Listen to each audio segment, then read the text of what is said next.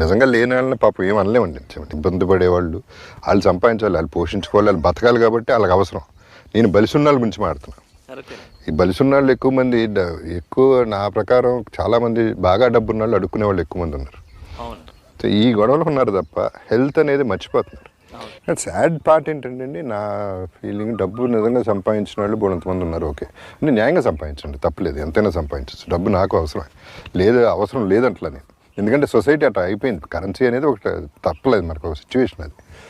కానీ బాగా డబ్బులు సంపాదించిన వాళ్ళు దాన్ని ఖర్చు పెట్టడం తెలియని వాళ్ళు బోలంతమంది ఉన్నారు. ఎందుకు సంపాదించారు? దేనికోసం?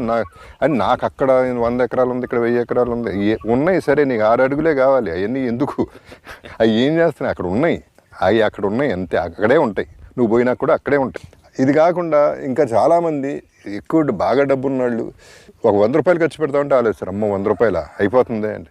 ఏమైపోతుంది?